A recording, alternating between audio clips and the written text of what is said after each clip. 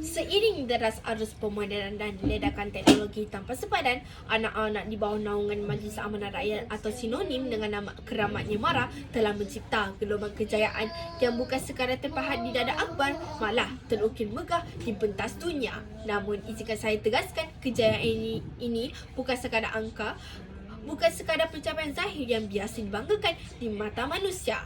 Sebaliknya, kejayaan di anak bangsa MARA berdiri di atas paksi peradaban yang membina jiwa, yang mengangkat maruah, yang menyuburkan nilai rohani dan yang akhirnya melahirkan generasi beridentiti, berintegriti dan berjati diri tinggi.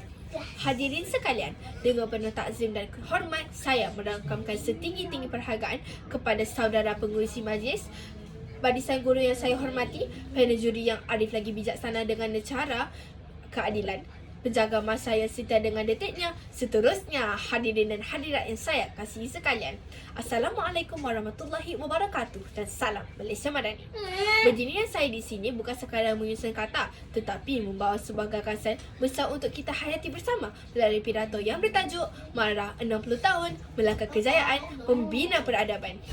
Sebelum lancang perahu menuju muara, sebelum bicara membuka tirai wacana, sebelum hujan disusun penuh bermakna, izinkan saya terlebih dahulu merungkai dan mendefinisikan frasa yang bertajuk frasa yang membina tajuk pidato ini, agar yang mendengar tidak tersasar makna, agar yang menilai tidak kabur pertimbangan, dan yang berbicara ini terus teguh di landasan hujahnya. Majlis Amanah Rakyat merupakan sebuah agensi di bawah Kementerian Kemajuan Desa dan Wilayah. Majlis Amanah Rakyat memainkan peranan penting dalam pembangunan pendidikan di Malaysia, khususnya dalam meningkatkan pencapaian pendidikan dalam kalangan pelajar Bumi Putera.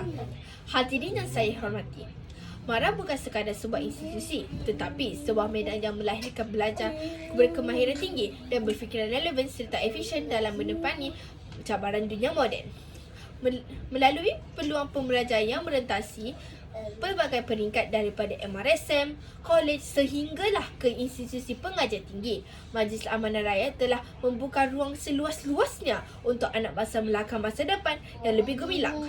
Namun, kejayaan ini tidak terhenti pada pencapaian akademik semata-mata. Sebaliknya, MARA turut membentuk peribadi pelajar yang bersasar tinggi dan bukan sekadar berjaya untuk diri sendiri, tetapi penyuluh harapan masyarakat, membawa nama baik negara dan seterusnya menjadi inspirasi kepada generasi yang bakal menggantikan kita. Hadirin sekalian, kita, generasi muda hari ini bukan sekadar pewaris, tetapi penyambung legasi yang telah dibina dengan penuh pengorbanan. Persoalannya, adakah kita benar-benar bersedia memikul amanah ini?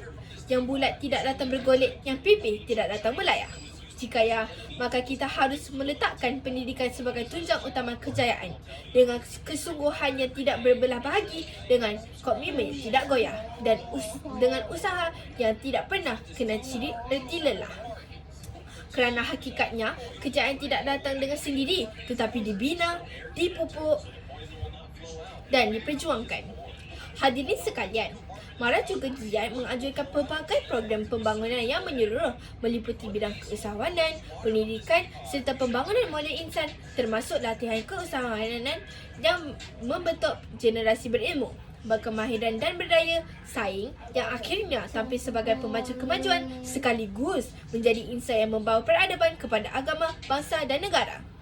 Lebih daripada itu, program-program ini bukan sekadar memberi pendedahan, tetapi membuka ruang untuk anak muda berani mencuba, berani melangkah dan berani mencipta peluang dalam dunia yang penuh persaingan ini. Di sinilah lahirnya generasi yang bukan hanya menunggu peluang, tetapi mencipta peluang. Hadirin yang saya hormati, setelah kita menerusi perjalanan panjang MARA dalam melangkah kejayaan dan membina peradaban, jelaslah bahawa institusi ini bukan sekadar melahirkan insan yang berilmu, tetapi membentuk generasi yang mampu mengubah masa depan. Ingatlah, kejayaan yang kita cekapi hari ini bukan untuk dibanggakan semata-mata, tetapi untuk diwariskan kepada generasi seterusnya. Akhir kata, marilah kita bersama-sama melangkah seiring membina masa depan yang lebih gemilang dan memastikan obor perjuangan ini terus menyala. Kerana kita bukan sekadar pewaris kejayaan, tetapi peradaban. Wabillahi taufiq wal hidayah. Assalamualaikum warahmatullahi wabarakatuh.